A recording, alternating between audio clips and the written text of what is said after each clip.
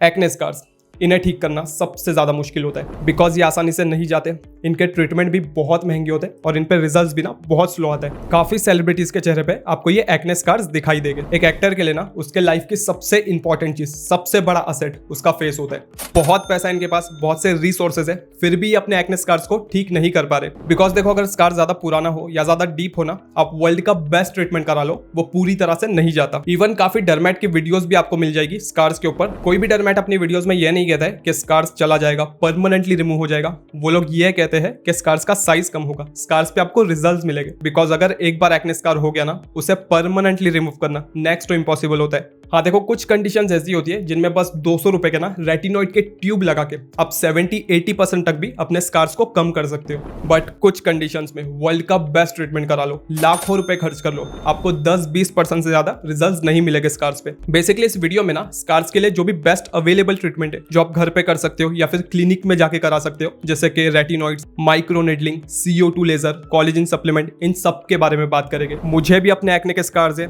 CO2 को छोड़ के बाकी के 3 ट्रीटमेंट मैंने खुद पर्सनली भी किए हैं। अपना एक्सपीरियंस और रिजल्ट्स भी आपके साथ शेयर करूंगा। देखो, पास्ट में मुझे खुद को काफी स्किन प्रॉब्लम्स रही है, मैंने उन्हें ठीक किया है। अपने एक्सपीरियंस के बेस पे ही मैं वीडियोस बनाता हूं, इसलिए आप प्लीज सब्सक्राइब कर लो। और वीडियो के लाइव होने के 48 आवर्स तक आप लोग जितने भी कमेंट्स करोगे ना, आपके हर एक कमेंट का मैं रिप्लाई दूंगा। देखो, स्कार्स को ठीक करने से पहले आपको समझना होगा ये होते क्यों है। अगर पास्ट में आपके चेहरे पे ना सिस्टिक एक्ने थे, तो सिस्टिक एक्ने ना आइसबर्ग की तरह होते। जितना ये स्किन के सरफेस पे दिखाई देते ना, उससे कहीं ज्यादा स्किन के डीप होते हैं। एक्ने चले जाने के बाद स्किन पे ना गड्ढे बच जाते हैं। अब हम सभी की बॉडी में एक हीलिंग सिस्टम होता है जो उन गड्ढों को भरने का काम करता है। बट अगर गड्ढे ज्यादा डीप हो ना, तो हीलिंग सिस्टम उन्हें पूरी तरह से नहीं भर पाता। वो गड्ढे अनकवर रह जाते हैं और उन्हें ही स्कार बोला जाता है। और देखो, स्कार्स ना मेनली 3 टाइप के होते हैं, rolling scar, ice pick scars और बॉक्स स्कार्स। अगर आपको स्कार्स हुए हैं तो दुआ करना आपको ये रोलिंग स्कार्स हो। रोलिंग स्कार ज्यादा डीप नहीं होता, ब्रॉड होता है, इसे ठीक करना कंपैरेटिवली ज्यादा आसान होता है। बट जो आइस पिक और बॉक्स स्कार्स होते हैं ना, ये ऊपर से नैरो होते हैं और अंदर से डीप होते हैं। इन पे रिजल्ट्स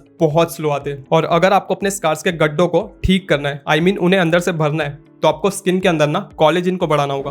कोलेजन एक प्रोटीन है जिसने हमारी पूरी स्किन को ना एक स्ट्रक्चर दे रखा है, आई मीन ऐसे ऊपर की तरफ उठा के रखा है किसी पिलर की तरह। हमारे स्किन के जिस भी एरिया पे ये एक्ने होता है ना, वहां का कोलेजन ब्रेक हो जाता है, इसलिए स्किन अंदर की तरफ दब जाती है। अगर आप स्किन में कोलेजन बढ़ा देते हो तो स्किन फिर से रिस्ट्रक्चर होगी, ऊपर की तरफ आएगी, आपके स्कार्स के गड्ढे अंदर से भरने लगेंगे। कोलेजन स्किन को टाइट और स्मूथ भी करता है। सुनने में बहुत आसान लगता है ना, कोलेजन बढ़ा लो, स्कार्स के गड्ढों को ठीक कर लो, बट है बहुत मुश्किल। बिकॉज ये जो कोलेजन होता है ना, ये स्किन की नीचे वाली लेयर डर्मिस पे बनता है। डर्मिस तक ना कोई भी टॉपिकल प्रोडक्ट आसानी से नहीं पहुंच पाता। आज तक कोई ऐसा ओरल मेडिकेशन या सप्लीमेंट भी नहीं बना जो तेजी से स्किन में कोलेजन बढ़ा सके। स्किन में कोलेजन सिर्फ और सिर्फ तभी तेजी से बढ़ता है जब हमारे स्किन पे ना कोई चोट लग जाए। उस चोट की रिकवरी के लिए बॉडी का हीलिंग सिस्टम काफी तेजी से कोलेजन को बनाता है। ये पॉइंट आप ध्यान में रखना। और देखो, ये स्कार्स होने का जो मेन रूट कॉज है ना, वो एक्ने है। तो अगर आपको डीप सिस्टिक एक्ने ना, तो प्लीज अपने एक्ने को कभी भी स्क्वीज मत करो। स्क्वीज करना तो दूर की बात है, आपको अपने फेस को ना टच भी नहीं करना है, बिल्कुल भी इरिटेट नहीं करना है। और ये यूट्यूब वीडियोस के चक्कर में मत पड़ो, सीधा जाके डर्मेट से मिलो एक्ने के ट्रीटमेंट के लिए। अदरवाइज अगर आप जानना चाहते हो कैसे मैंने अपने 5 साल पुराने ग्रेड 4 सिस्टिक एक्ने को रिमूव किया है, तो मेरा एक कोर्स है माय एक्ने जर्नी, जिसमें मैंने अपने सारे सीक्रेट्स बता रखे हैं। काफी लोग कोर्स ज्वाइन करके ऑलरेडी अपनी स्किन ऐसे ट्रांसफॉर्म कर चुके हैं। कोर्स का प्राइस एक फेस वॉश से भी कम है।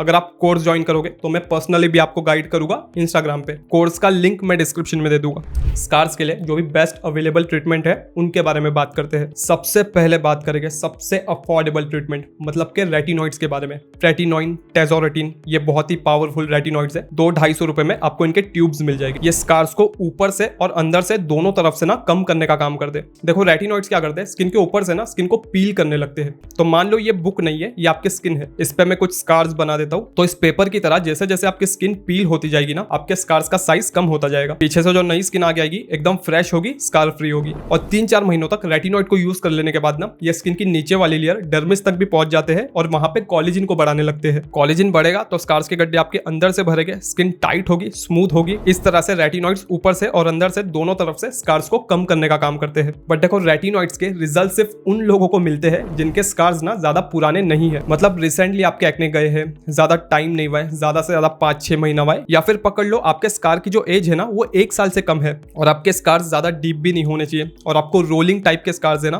तो रेटिनॉइड्स के बहुत अच्छे आपको रिजल्ट्स मिलेंगे। बट पुराने, डीप, आइस पिक या फिर बॉक्स स्कार्स स्कार्स पे ना रेटिनॉइड्स के कुछ खास रिजल्ट्स नहीं आते। टेजोरेटिन और ट्रेटिनॉइन ये दोनों सबसे पावरफुल रेटिनॉइड है। इनके जो ट्यूब्स है 200-250 रुपए में मिल जाते हैं। एक ट्यूब 5 से 6 महीने इजीली चल जाता है बिकॉज इनकी क्वांटिटी बहुत कम यूज करनी होती है। बट गलत तरीके से यूज करने पे रेटिनॉइड आपकी पूरी स्किन को भी डैमेज कर सकते हैं, तो प्लीज इन्हें डॉक्टर की गाइडेंस में ही यूज करें। देखो मैं पर्सनली भी अपने एक्ने स्कार के लिए रेटिनॉइड यूज कर चुका हूँ। मेरी जर्नी जानना चाहते हो, एक वीडियो का लिंक डिस्क्रिप्शन में दे रहा हूँ, देख लेना। अब जो सेकंड अफोर्डेबल और बेस्ट ट्रीटमेंट है स्कार्स के लिए, वो मेरा भी पर्सनल फेवरेट है, दैट इज माइक्रो निडलिंग। देखो कुछ टूल्स होते हैं जैसे कि derma pen, derma roller, derma stamp. इन पे ना निडल्स लगी होती है, मतलब सुइयां लगी होती है। इन्हें हमें अपने चेहरे पे घुमाना होता है। ये चेहरे पे कट्स मारते हैं, पेन देते हैं, ब्लीडिंग होती है, स्वेलिंग होती है और हमारे स्कार्स ठीक होते हैं। सुन के अजीब लगा ना, मैं आपको एक्सप्लेन करता हूँ। देखो माइक्रो निडलिंग से चेहरे पे जो कट्स लगते हैं ना, वो ज़्यादा डीप नहीं होते और बहुत पतले होते।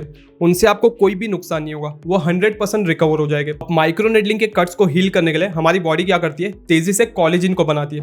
अगर स्किन में कोलेजन बनेगा तो सिर्फ माइक्रो निडलिंग के कट्स ठीक नहीं होंगे, आपके जो एग्जिस्टिंग स्कार्स है ना वो भी कम होने लगेंगे क्योंकि स्किन में कोलेजन बन रहा है। बेसिकली माइक्रो निडलिंग करके ना हम अपनी खुद की स्किन को चोट पहुंचाते हैं और स्किन को मजबूर करते हैं कोलेजन बनाने के लिए। और देखो माइक्रो निडलिंग ना ये एक बहुत ही इफेक्टिव ट्रीटमेंट है स्कार्स के लिए। अगर आपको थोड़े डीप और पुराने स्कार्स है ना, वो भी इससे काफी हद तक कम हो जाते हैं। वैसे तो माइक्रो निडलिंग क्लिनिक में जाके करानी होती है, बट पूरी सेफ्टी, प्रिकॉशन और हाइजीन के साथ ना आप इसे घर पे भी कर सकते हो। मैंने भी अपने एक्ने स्कार्स के लिए 10 सेशन माइक्रो निडलिंग के घर पे किए हैं।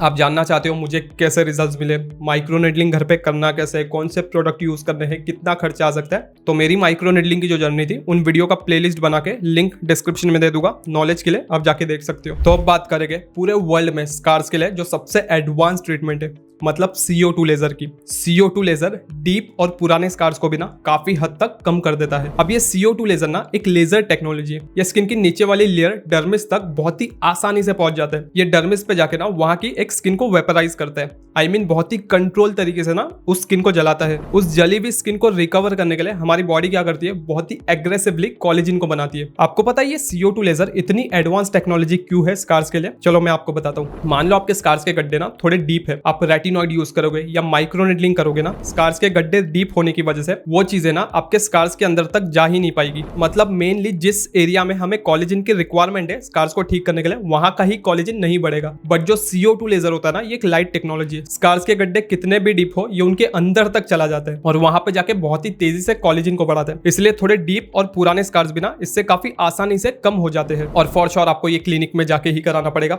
इसकी कॉस्टिंग भी बहुत से फैक्टर्स पे डिपेंड करती है। आपके स्कार्स कितने पुराने हैं, कितने डीप है, कितनी ज्यादा क्वांटिटी में आपको स्कार्स है। फिर भी इसकी जो पर सेशन की कॉस्ट होती है ना, वो मिनिमम 2000 होती है और मैक्सिमम 8000 तक हो सकती है। स्कार्स को कम करने के लिए आपको कम से कम 8 से लेके 12 सेशन तक कराने पड़ेंगे। तो ओवरऑल जो कॉस्टिंग आएगी ना, वो 20,000 से लेके 1 लाख रुपए तक भी जा सकती है। अगर आपके स्कार्स ज्यादा पुराने हैं, ज्यादा डीप है ना, तो खर्चा भी बहुत आएगा, रिजल्ट्स की भी कोई गारंटी नहीं होगी। बट अगर आपके स्कार्स ज्यादा पुराने नहीं है, ज्यादा डीप नहीं है, तो खर्चा भी आपको बहुत कम आएगा और रिजल्ट्स भी ना आपको गारंटीड मिलेंगे। तो अब बात करते हैं कोलेजन सप्लीमेंट्स की। ये बहुत ज्यादा हाइप में बट काफी डिबेटेबल है। देखो कुछ स्टडीज हुई है कोलेजन सप्लीमेंट्स पे, जिनमें ये प्रूफ हुआ है कि हाँ ये सच में स्किन में कोलेजन बढ़ाते हैं। बट कुछ एक्सपर्ट्स का ये भी कहना है ये स्किन में कोलेजन तो बढ़ाते हैं बट स्किन को रिस्ट्रक्चर नहीं कर पाते। आई मीन स्कार्स के जो गड्ढे होते हैं ना, उनको भर नहीं पाते।